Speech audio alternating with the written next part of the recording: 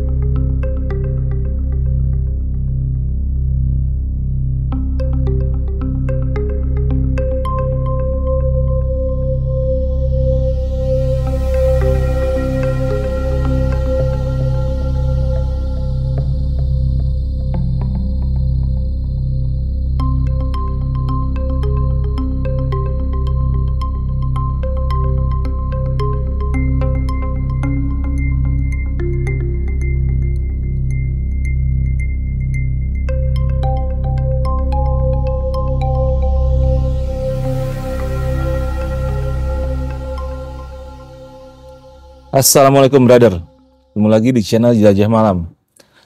Kali ini gue akan coba mengungkap kisah yang gak biasa. Mungkin ini bukan kisah horor seperti yang biasa, tapi ini kisah tentang perjuangan masyarakat di sekitaran Gunung Ciremai, Jawa Barat. Perjuangan apa sih? Mereka memperjuangkan haknya yang coba dieksploitasi oleh perusahaan asing. Di sini menarik ya menurut gue, karena dari cerita yang gue dapat dari semua berbagai macam sumber, mulai dari masyarakat adat, kiai, pendekar, bahkan sampai preman dan dukun santet, mereka semua bersatu melawan perusahaan asing yang ingin merebut dan mengeksploitasi lahan mereka yang sudah mereka tempati dari turun-temurun. Bagaimana kisahnya? Gua akan langsung menceritakan dari mulut seorang aktivis yang memang terlibat langsung dari proses awal. Dan proses ini nggak sebentar bro, mulai dari 2011 sampai 2015, yang mungkin akan banyak sekali dinamika yang kita dengar apa yang terjadi di saat itu semua berlangsung. Gue langsung aja kenalin dengan Bang apa Kang nih? Kang aja, Kang Gulit. Ya. Apa kabar Kang? Sehat ya. Kang Gulit, ini kan kebetulan gue lagi nyari cerita horor nih kemarin, dan gue dengar dari masyarakat tentang kisah si geothermal ini dari PT Chevron ini. Ini katanya melibatkan semua lapisan masyarakat ya? Iya, betul. Mulai dari yang biasanya pun saling berseteru, bahkan mereka semua jadi bersatu ya, untuk melawan perusahaan asing. Wow, ini di zaman udah merdeka bro, masih ada kayak ginian. Ini keren banget sumpah. Lu ceritain deh, itu awalnya gimana sih?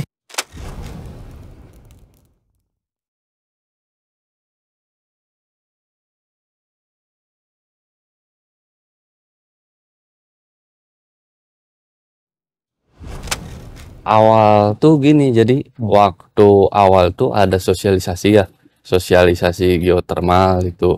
Perusahaannya kurang lebih namanya Chevron. Jadi waktu itu ada sosialisasi di masyarakat. Mereka tuh menjelaskan bahwa di wilayah Kuningan ini mau diadakan wilayah kerja pertambangan Chevron untuk mencari panas bumi, yang nantinya panas bumi ini akan dijadikan listrik. Menurut keterangan mereka itu akan dijadikan listrik.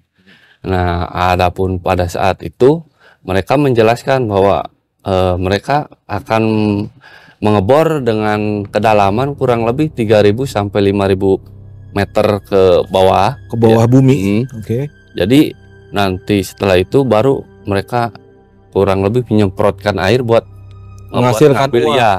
Ya kurang lebih seperti itu. Oh gitu. Ya.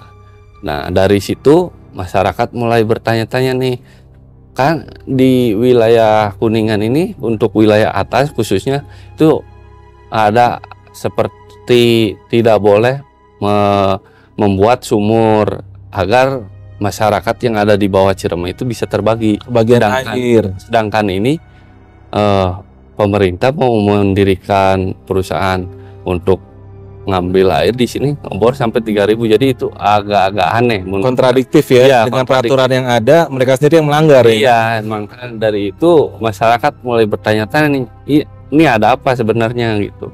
Di situ mulailah terjadi pertanyaan-pertanyaan yang ya mulai kerja pertambangannya gimana, di wilayahnya di mana, terus luasnya berapa gitu. Dari situ masyarakat mulai timbullah rasa penasaran mereka, mencari tahu. Ya, masyarakat tuh mereka berinisiatif nih untuk istilahnya apa ya, studi banding dengan biaya mereka sendiri tanpa ada dukungan dari pemerintah. Jadi mereka studi banding nih dengan melihat yang daerah-daerah yang sudah ada chevron, yang sudah masuk, yang sudah ada proyek ke geotermal. Ya, Nah pada saat itu wilayah yang menjadi wilayah yang menjadi percontohan masyarakat itu untuk studi banding, kita ke Kawah Kamojang. Di mana itu? Kurang lebih di Garut. Daerah Garut. Dari investigasi tersebut, dampak ekologis atau dampak lingkungan yang paling nyata tuh apa aja sih yang jelas-jelas kelihatan gitu? Jadi gini, setelah masyarakat studi banding itu, jadi mereka melihat bahwa hasil panen tuh seperti jagung tuh, buahnya itu jadi lebih mengecil, hasil panen turun, terus air juga jadi hasil limbah dari pertambangan tuh hitam, itu jadi menghasilkan air limbah. Iya, karena kan dengan proses pengeboran itu yang buat mengeluarkan air panas itu kita disemprotkan air. Hasil air yang keluar itu jadi residunya kan bercampur dengan itu. Oh, dengan belerang dan macam-macam ya. Jadi itu memang sedikit sedikit mungkin banyak madorotnya lah di sana. Terlalu banyak kandungan kimia yang akan menjadi si tanah itu nggak subur lagi. Oke, dampak positifnya juga belum terlalu jelas, tapi negatifnya sudah di depan mata. Ya.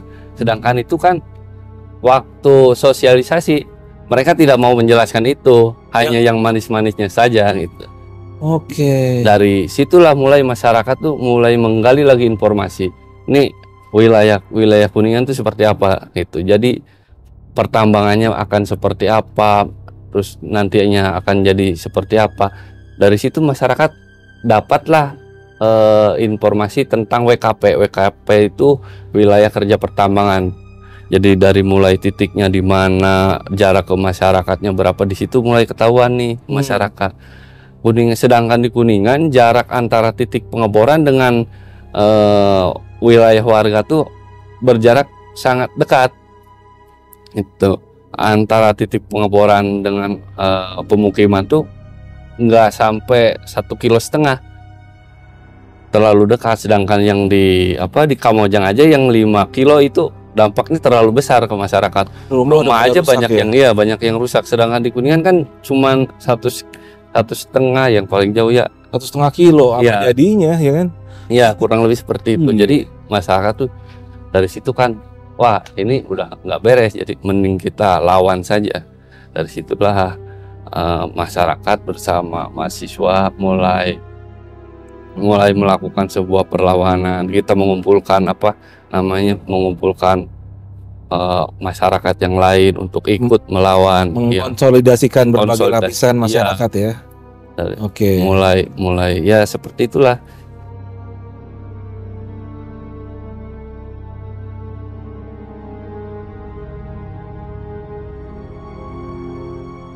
Berarti saat itu seluruh lapisan masyarakat ini coba untuk disolidkan ya, diberi pencerahan untuk satu pemikiran ya, karena mereka mungkin nggak semuanya mengerti. Kan itu nggak gampang, bro. Memang waktu itu kan kita juga tidak langsung jadi ya, sempat mengalami yang namanya kegagalan juga sempat gitu. Kita awal mula tuh konsolidasi itu ke kepala desa. Kepala desa tuh kita datangin semua, mulai menjelaskan seperti apa ini. Tapi kan tetap ya di situ jadi tidak mudah lah, di situ terjadi penolakan dari kepala desa. Tidak semua, tapi ada beberapa kepala desa yang menolak, ada kepala desa yang pro. Jadi di situ kita bisa dikatakan gagal. Jadi kita ulang lagi, kita cari mulailah ke tokoh-tokoh yang informal. Itu dari situ kita mulai mengumpulkan dari desa ke desa. Di sini siapa nih yang tokohnya, kita datangin, kita kasih penjelasan Chevron itu seperti apa, wilayah kerjanya seperti apa, dampak negatifnya waktu di sana seperti apa gitu. Dari situ mulailah terkumpul yang namanya tokoh-tokoh desa tuh mulai terkumpul lah simpul-simpul desa. Setelah itu baru kita berdiskusi nih. Kalau hanya sekedar masyarakat kan kita sulit ya, ini perusahaan terlalu besar. Jadi kita berinisiatif, bagaimana nih agar bisa merangkul semua lapisan. Di situ kita konsolidasi juga dengan para kiai. Kita coba masuk ke kiai. Terus dari situ juga kita masuk ke para pesilat, pendekar lah. Ya, pendekar-pendekarnya. Di situ juga tokoh-tokoh agama kita rangkul. Terus ya para sampai ya istilahnya dukun santet pun ada yang ikut gitu. Sampai dukun santet ya. Karena ini kan permasalahan bukan permasalahan kelompok ya, tapi ini permasalahan seluruhnya. Jadi sosial orang. Jadi mereka pun ikut tergerak untuk ikut melawan. Akhirnya ini kalian jadikan musuh bersama. Ya, kita jadikan Chevron nih sebagai musuh bersama. Dari situ lah mulai mereka tuh kita ajak diskusi rutin lah. Kita diskusi bagaimana caranya untuk bisa melawan Chevron nih, gimana caranya gitu. Oh gitu. Ya lumayan panjang lah. Di situ kan ada kiai, mereka mulai mulai mencari, meriset juga, dia mulai mencari dari perspektif agama itu seperti apa. Gitu. Masing-masing dengan caranya sendiri gitu. Mulailah kita bagaimana nih dari segi akademisi juga kan kita mulai merangkul. Di situ ada para dosen-dosen juga yang ikut membantu. Akademisi juga udah mulai ikut juga di situ. Kita mulai merangkul akademisi untuk membantu masyarakat nih, menjelaskan seperti apa, meriset seperti apa Chevron tuh. Terus dampak negatifnya tuh kita dihitung dari akademisi itu, mulai membantu menghitung ini ekonomi yang akan hilang tuh seperti apa. Terus ini wilayah kita tuh negatifnya tuh kayak gimana. Itu masyarakat tuh nanti di sini tuh kan dengan wilayah kerja pertambangan seperti ini masyarakat nanti nasibnya kemana? Pasti akan banyak mata pencaharian yang hilang. Karena kan Kuningan ini masyarakatnya yang kebanyakan tuh petani ya. Jadi mereka sangat dekat dengan alam lah. Kena dampak paling besar lah ya, bisa dibilang. Iya, dampak paling besar pasti dengan ekonomi masyarakat paling pengaruh gitu. Ini di saat lu semua lagi bergerak itu, otomatis kan pasti ada lah dari pihak perusahaan asing itu yang memantau. Nggak mungkin mereka nggak mantau kalian ini ngapain, opininya seperti apa, ya kan? Apa aja tuh yang ibaratnya analisa kalian yang mereka lakukan terhadap apa yang kalian kerjakan? Itu pada saat itu ya, jadi perusahaan Chevron nih, si Chevron mereka juga nggak tinggal diam, mereka melakukan ya istilahnya penggombosan, terus dia mulai apa yang mulai narik itu apa lapisan-lapisan masyarakat yang bisa mereka beli, terus mulai dari ormas-ormas juga banyak yang mereka ambil karena ini waktu awal ada ormas yang ikut dengan kita, pas di tengah jalan mereka mulai apa balik badan tanpa alasan yang jelas. Iya, tanpa alasan yang jelas. Banyak itu banyak dan tiba-tiba menjadi mendukung. Oke. Artinya ini mereka ini bisa disinyalir melakukan tindakan apa ya, bisa dibilang ngebeli orang-orang yang bisa dibeli. Iya, mereka jelas mereka membeli semua lapisan masyarakat yang mereka bisa beli, pasti mereka beli. Yang pernah lu lihat ya sebatas analisa ya, sampai tingkat mana aja mereka bisa beli? Wah, untuk yang mereka bisa beli itu terlalu ngeri ya menurut saya. Sampai ke pemerintah juga mereka ada yang sampai masuk ke lapisan ya struktural pemerintah. Struktural pemerintah juga. Yang jelas-jelas nyata-nyata mendukung mereka. Iya, jelas. Pemerintah kan lebih pro terhadap Chevron pada saat itu. Bukan membela kepentingan rakyatnya, tapi kepentingan perusahaan asing. Sedangkan kita kan harusnya jadi masyarakat ini kan menolak ya. Jadi kenapa pada saat itu justru pemerintah malah lebih mensosialisasikan ke masyarakat itu, oh Chevron itu baik, oh Chevron itu aman, seperti itu. Nggak pernah mereka mensosialisasikan dampak ekologis lingkungannya seperti apa? Itu nggak ada. Jadi mereka tuh nggak pernah cerita bahwa Chevron tuh di Kamojang retak-retak tuh nggak ada. Ini dampak negatifnya akan seperti ini, nggak ada. Itu nggak ada. Yang ada tuh cuman baiknya aja yang mereka ceritakan. Chevron tuh akan membuka lapangan pekerjaan, terus Chevron tuh akan apa namanya kata mereka tuh membuat apa namanya itu pembangkit listrik untuk mensejahterakan lah bahasanya. Iya, mereka tuh bisa menarik ini apa pekerja dari Kuningan itu. Hanya sebatas yang bagus-bagusnya aja. Iya, sebatas bagus-bagusnya aja. Sedangkan mereka sendiri kan tidak menjelaskan bahwa ini dampak negatif untuk kalau misalkan kita ngebor di Kuningan tuh akan terjadi apa, terus teknik bornya juga itu awal-awal mereka nggak menjelaskan. Teknik bor yang untuk dipakai di Kuningan tuh apa tuh mereka juga tidak menjelaskan. Oh gitu. Jadi dipikir masyarakat ini biar bodoh aja dan ini berjalan ya. Iya, informasi itu emang tidak diberikan semuanya. Iya. Jadi sedangkan kan ini apa namanya untuk wilayah Kuningan kan jadi terlalu ini ya apa namanya pemasok air tuh kan bukan untuk Kuningan saja. Kuningan tuh kan air tuh dipakai untuk ke Cirebon juga, untuk kota-kota yang lain tuh ada yang dari Kuningan gitu. Yang bergantung dari sini. Kalau misalkan di sini sumber airnya rusak kan otomatis ke hilir pun ikut ini berdampak. Nggak serta-merta cuma di sini aja, itu dampaknya akan lebih luas gitu. Iya, budaya juga ini ikut kena karena kan Kuningan tuh banyak situs, banyak peninggalan sejarah, prasejarah itu di Kuningan terlalu banyak.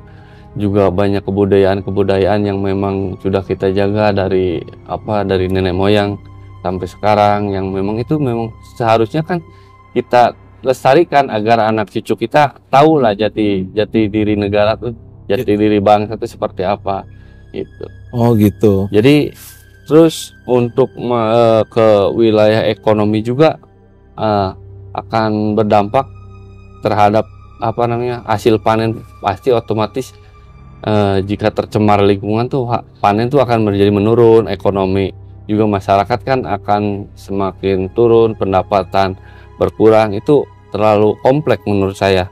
Oke, artinya jadi bisa disimpulkan bahwasannya proyek geotermal ini akan merugikan seluruh lapisan masyarakat. Iya, terlalu banyak yang dirugikan. Dan akhirnya kalian sudah sepakat untuk melawan. Iya, Oke. Di tengah keresahan masyarakat itu, apa media ini kan nggak mungkin dia nggak mencium hal yang sedang terjadi. Apakah media ini ikut menyuarakan atau gimana? Nah, itu yang jadi pertanyaan kita sedikit aneh.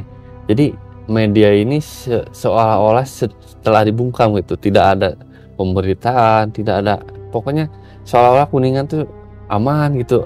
seolah masyarakat itu seperti yang mendukung, padahal kita di bawah tuh bergejolak gitu. Seolah-olah mendukung Iya, perusahaan. iya, padahal kita tuh bergejolak. Jadi media tuh tidak mau memberitakan kita yang sedang bergejolak di masyarakat. Maka dari itulah masyarakat tuh mulai paham bahwa kita nih berjuang sendirian. Media tidak bisa kita harapkan lah. Iya, media-media terutama media lokal ya. Karena yang nasional tuh belum sampai lah. Artinya disinyalir bahwa media lokal ini sudah dibungkam. Iya, media lokal tuh memang sudah dibungkam, makanya masyarakat tuh mulai mengumpulkan perlawanan itu ya dengan cara mereka sendiri, mulai dari dukun santet juga ada yang mulai ikut berjuang dengan cara mereka yang saya juga nggak tahu ya caranya seperti apa tuh, nggak tahu. Sampai dukun santet berjuang dengan kalian. Iya, ada. Wow.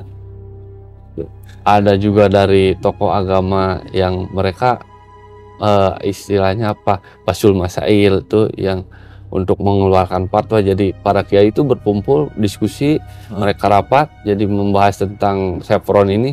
Keluarlah dari mereka bahwa fatwa bahwa Chevron itu haram. Itu dari kiai. Ya. Nah, dari situlah kiai itu mulai setiap Jumat tuh mereka melakukan khotbah bahwa Chevron itu halal. Kita melakukan perlawanan dari itu mulai dari itu mulailah kita melakukan perlawanan. Tokoh-tokoh agama mereka melawan dengan cara mereka sendiri, kiai dengan khotbahnya, pendeta dengan cara mereka. Kiai, pendeta, bahkan Hindu, Buddha sampai dukun santet ada semua. Jadi semua bersatu. Iya, bukan hanya satu golongan atau satu agama, tapi semua, mau itu Kristen, mau Islam, mau itu kepercayaan, mereka semua bergabung bersatu. Karena ini kan bukan permasalahan satu golongan ya, tapi kita ini kan permasalahan Kuningan. Iya. Jadi yang berjuang tuh bukan hanya kita mahasiswa, atau bukan hanya masyarakat adat, atau bukan hanya masyarakat yang Cigugur, tapi semua dari itu namanya pesilat, jawara, itu juga mereka juga ikut. Ya dari situ kan bahwa masyarakat tuh mulai berpikir bahwa kita membutuhkan masa aksi untuk melakukan perlawanan ya Bang. Jadi dari di sana mulai tercetuslah ide-ide dari masyarakat untuk melakukan perlawanan tuh. Dan mulai UMKM yang mereka membuat sebuah kecap. Di sana dituliskan kecap cap maung Ciremai, terus saus cap lahar Ciremai. Itu bertujuan untuk membangun alam bawah sadar mereka bahwa ini di Ciremai itu sedang nggak baik-baik aja gitu. Sedang ada permasalahan di Ciremai. Jadi untuk membangun masyarakat itu supaya sadar nih Ciremai nggak baik-baik aja gitu. Selain itu juga kita dari bantuan dari para mahasiswa, terus dari para dosen tuh kita tiap-tiap desa tuh kita mulai melakukan yang namanya mengumpulkan masyarakat untuk menonton layar tancap. Di situ kita putar istilahnya video-video cuplikan dari yang gunung-gunung yang telah ada proyek geotermal, yang ada proyeknya. Jadi mereka bisa melihat bahwa ini loh ada gunung yang telah menjadi geotermal tuh dampaknya seperti ini. Itu jadi kita mulai menyebarkan informasi ke masyarakat yang lebih luas gitu. Agar mereka bisa terbentuk bahwa nih Ciremai perlu kita bantu sama-sama gitu. Kita selamatkan. Iya, kita selamatkan sama-sama. Itu dari sanalah kita mulai mencetuskan bagaimana nih caranya, apakah kita kapan harus kita turun gitu. Turun ke jalan. Iya, mulai menolak ya. Ya, waktu kita mulai jadi kapan nih turun ke jalan untuk ikut menolak Chevron nih. Oke. Jadi setelah kita mulai sosialisasi itu yang membuat video-video tentang Chevron itu, kita mulailah masyarakat itu dikumpulkan, kita dibentuklah sebuah wadah untuk masyarakat itu bisa berkumpul. Di sanalah terbentuk yang namanya Gempur. Gempur itu tingkatan dari gerakan masa pejuang untuk rakyat. Di sana Gempur terdiri dari semua lapisan ya, dari mulai pedagang, petani, terus dari mahasiswa, dari para kiai, jawara, terus dari pesilat juga ada, dukun santet juga ada di sana. Terus di Gempur tuh kita tidak hanya kelompok-kelompok tertentu, tapi mereka semua dari tiap-tiap dari utusan tiap-tiap desa tuh ada di Gempur. Oh, ada perwakilan desa ya, dari masing-masing desa yang terdampak geotermal. Iya, ada. Mereka untuk menyatakan bahwa kita sepakat nih menolak gitu. Kita untuk jadi artinya gerakan kalian ini sudah representatif ya, semuanya sudah ada utusannya. Jadi ibaratnya nggak cuma klaim mereka setuju, artinya perwakilan mereka pun ada di kalian gitu ya. Iya, ada. Oh gitu. Jadi, iya, untuk melawan untuk melawan klaim mereka bahwa masyarakat Kuningan setuju gitu. Bahwa kami ini loh buktinya, kita masyarakat semua menolak gitu. Ini menarik ya. Jadi ini nih untuk salah satu gerakan mematahkan perlawanan dari media-media sebagai corong perusahaan yang menyatakan ini baik, semua setuju, dan semua ternyata enggak kok, ini enggak, kita ngelawan kok, kan begitu. Iya, betul. Artinya kalian mikirnya sudah sampai tingkatan aksi massa. Iya. Masa aksi, sorry, beda. Aksi massa itu beda. Oh gitu. Itu gimana tuh? Yang ordinir siapa kalian anak-anak muda sini? Ya, jadi yang mengkoordinir tuh memang dari anak-anak muda, terus dari masyarakat itu yang mulai awal mendapat informasi itu mereka semangat semuanya untuk bergerak semuanya sama-sama. Jadi kita Gempur itu tidak terpaku hanya satu orang. Jadi semuanya itu pemimpin di Gempur itu. Nggak ada sistem tokoh? Nggak ada. Oke. Jadi kita semuanya tokoh gitu. Mantap. Lu laki. Iya. Keren bro.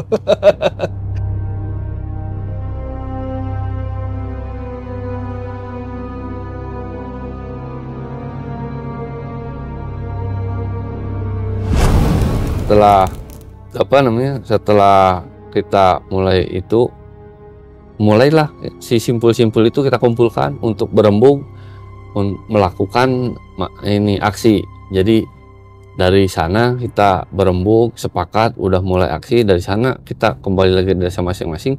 Si simpul itu tidak kita lepas, tapi kita barengi dengan akademisi juga, kita sebar tiap desa tuh. Untuk sosialisasi lagi? Ya, untuk sosialisasi besok tuh akan ada aksi gitu. Karena yang jadi perhatian kita ini pasti kita akan digembos itu. Yang kita jaga tuh jangan sampai gembos itu. Terus kita juga harus bisa mengukur nih minat masyarakat untuk aksi besok tuh jangan sampai terlalu banyak, kita juga repot nih. Gitu. Oh gitu. Iya. Karena dari simpul-simpul yang terkumpul nih udah mulai udah mulai ngomong lah. Mereka katanya di tiap desa tuh udah mulai banyak yang mau ikut aksi. Antusiasnya luar biasa. Lumayan banyak itu. Kalau semua ikut kan bahaya juga, kita untuk mengontrol masa aksi itu sulit.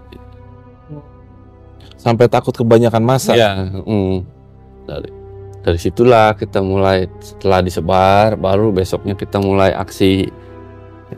Proses aksinya sendiri gimana akhirnya? Ya, mulai dari sana kita menentukan titik di mana mulai awal aksi itu mulai berjalan itu. Kita long march.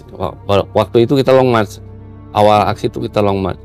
Dari mana ke mana? Dari Bundaran Cijoho ke Pemda Kuningan.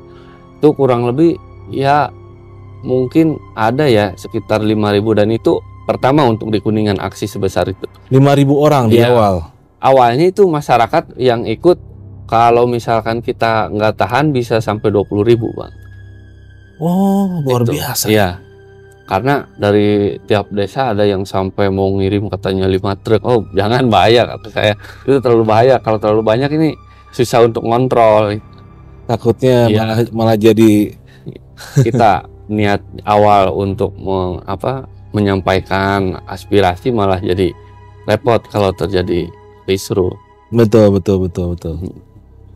Akhirnya gimana di saat kalian aksi ini ke gedung apa nih saat itu? Tuntutannya apa? Kita tuntutannya menolak Sepro, terus kita menuntut agar pemerintah juga ikut dengan kita.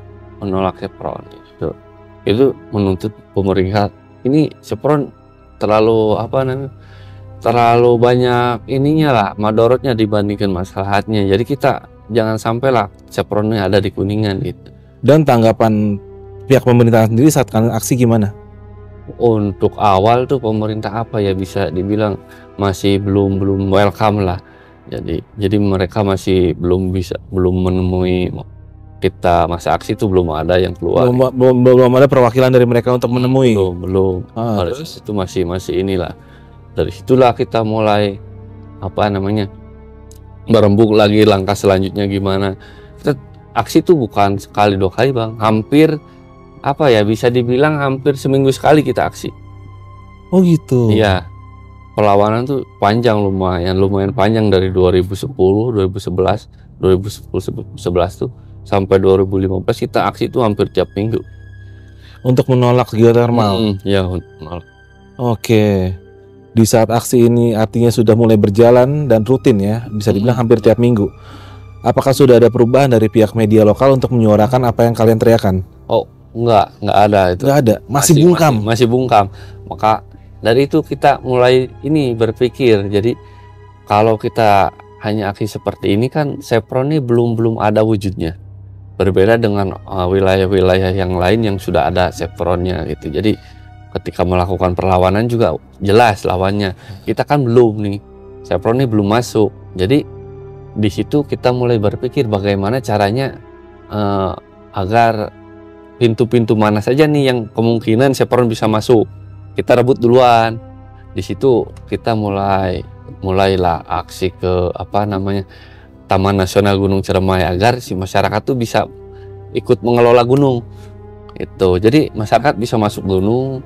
Kita di sana bisa ada istilahnya yang memantau lah gunung ini aman atau enggak gitu. Chevron ini bisa masuk atau enggak, bisa ada yang masuk atau tidak.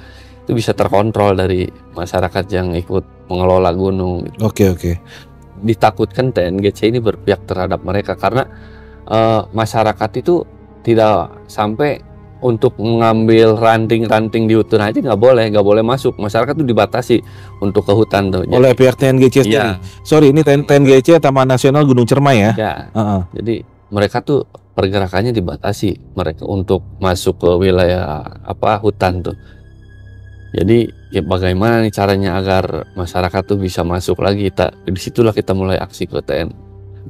Kita tuntutannya cuman TNGC itu bisa seperti dulu waktu sebelum TNGC itu kan Taman Nasional Gunung Ciremai itu ada yang perhutan itu istilahnya si hutan tuh bisa dikelola oleh masyarakat. Jadi kita menuntut agar itu bisa dikembalikan lagi, bisa dikelola masyarakat kembali gitu. Di sisi lain sebagai bentuk kontrol masyarakat juga. Si Chevron ini nggak langsung masuk lewat situ. Oke. Kita bisa kontrol di situ.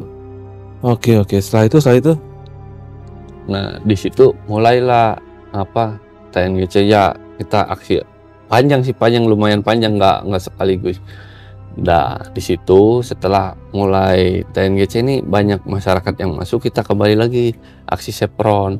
Gitu. Merebut kantong-kantongnya dulu, balik ke isu utama. Iya itu kita tutup dulu nih, rebut yang sekiranya bisa masuk nih, di mana nih Chevron nih, baru kita sikat dulu di situ, baru kita balik lagi ke Chevronnya gitu. Oke. Terus jadi akhirnya nih perwujudan Chevron nih mulai keluar, mulai muncul dia. Udah atas nama Chevron. Iya, jadi mereka mengumpulkan semua nih. Jadi dari tiap desa tuh dikumpulkan lagi. Terus LSM tuh mulai diundang sama mereka untuk sosialisasi Chevron di situ. Nah, di situ kita mulai berpikir nih, pasti mereka sudah mengumpulkan data untuk sosialisasi, maka di situ kita bagaimana cara untuk membantahnya. Membantahnya nih, kita berembuk lah. Dari situ kita mulai kumpulkan video-video dari fakta lapangan itu seperti apa, kita dampak sosial dampak sosialnya seperti apa kita. Setelah itu kita baru ikut untuk sosialisasi itu.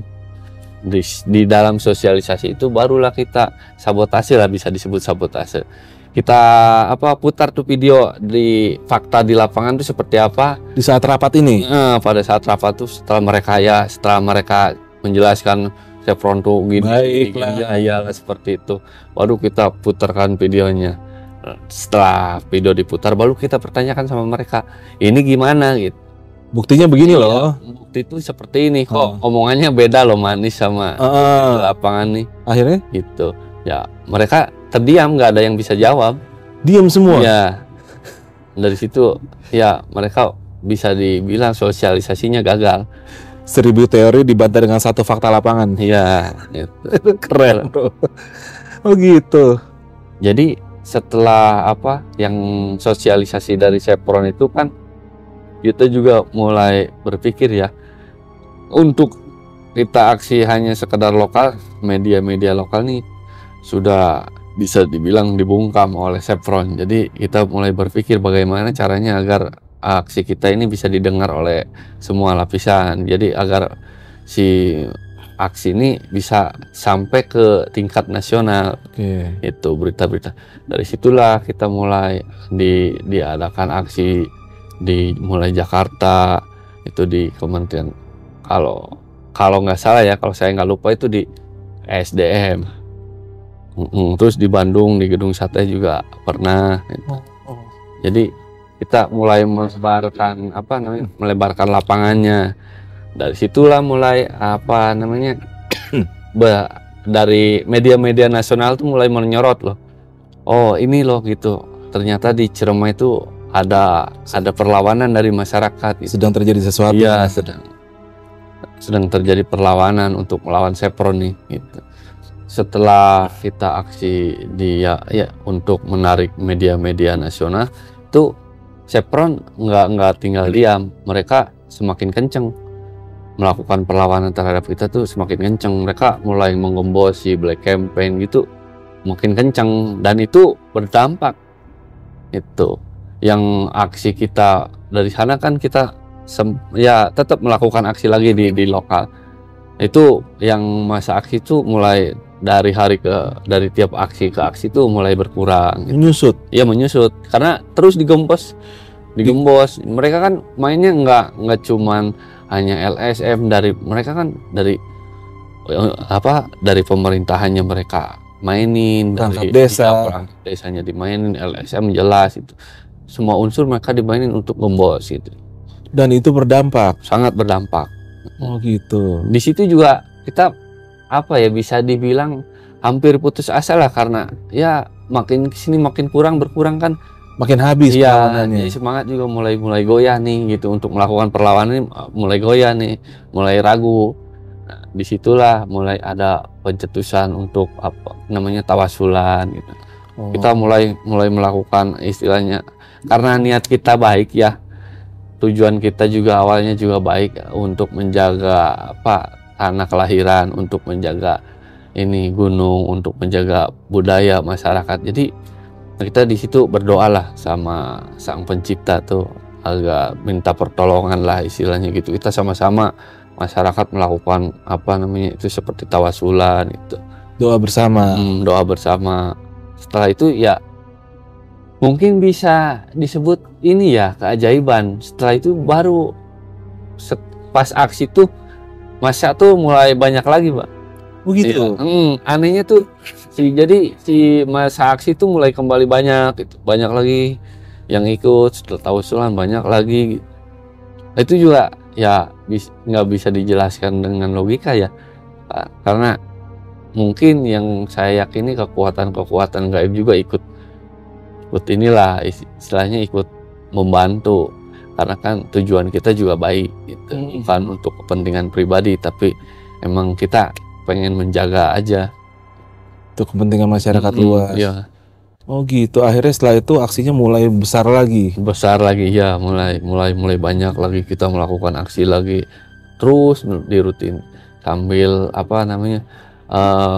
mengundang ya, berusaha untuk mengundang TV-TV nasional tuh bisa ya, media-media nasional tuh bisa ngeliput lah, agar terus-terusan bisa melakukan perlawanan. Oke. Setelah itu apalagi tuh tahapan yang kalian jalanin? Nah, dari sana mungkin ini ya, setelah dilihat dari kegigihan perlawanan di masyarakat nih, sepertinya Chevron ini mulai ragu kayaknya untuk melanjutkan ya, karena perlawanannya nih terlalu kuat gitu. Jadi, mereka juga udah berupaya, tapi kok nggak padam-padam. Iya gitu. Jadi kayaknya mereka tuh mulai ragu, jadi mulai perlahan-lahan mundur lah. Oh gitu. Ya. Mundur.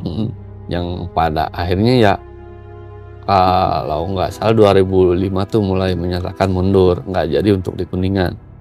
Gitu. Tapi kita sebagai masyarakat di Kuningan juga tetap waspada lah, karena apa ya, kayaknya ini mustahil loh kalau cuman pergi gitu. Jadi kita tetap waspada, suatu saat kemungkinan untuk kembali kan masih ada itu. Jadi kita tetap waspada untuk itu.